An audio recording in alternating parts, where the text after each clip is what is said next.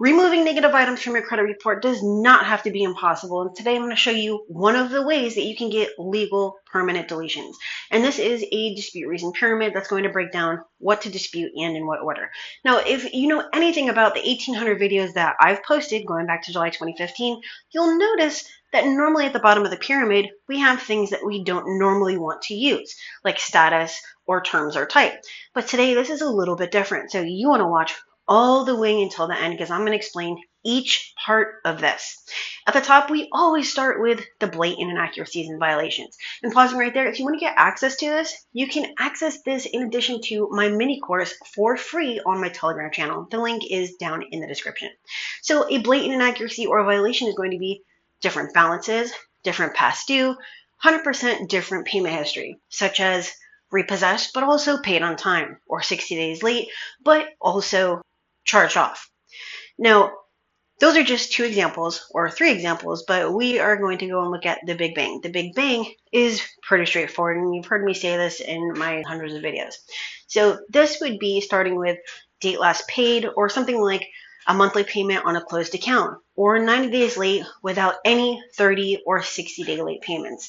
I mean, how could you possibly be 90 days late, but you actually weren't late? That's the Big Bang. The next one would be violation bingo, and it's exactly what it sounds like. Violation bingo is where you would start with notice of dispute or something like date last paid being re-aged. And I have many videos that explain what re-aging is on something like the date last paid. Just so you know, that is the most or one of the most important things on your credit report because it's what naturally determines when your account is actually going to fall off. So we can go after multiple violations. Every single account should have its own unique violation or inaccuracy inside of a dispute reason. Now, the next one is actually the evolution line method. And this is something that I created a couple of years ago so that you can reuse dispute reasons, yes, I said reuse, without having to be blocked by the credit bureaus for saying the same thing, because we're actually not.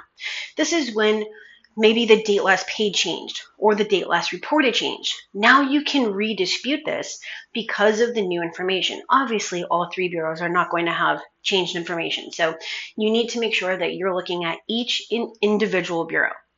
Now, the very last part of this is actually the dispute funnel. And I have an entire course that breaks down what the dispute funnel is, but this is basically where we're starting with one thing and then we're going to the other. So an example of this would be first disputing with the date last paid, then disputing the notice of dispute or the failure to enter the notice of dispute, then the date last reported, then going after payment history, then the first day of delinquency, etc. And just so you know, each one of those is one of the Big Bang dispute reasons. If this doesn't make sense, that's okay because I have a course that breaks down the entire thing with all my pro strategies. Link for that's in the description, or you can just text me. But this is a very simple way to go after your negative items. I don't care what it is. You're going to find inaccuracies and violations on every single account, regardless of what it is. And you can use this to get permanent legal deletions. If you want to see if I can do a credit sweep for you, then head over to my740.com, schedule a call with me, and I will see if I can help.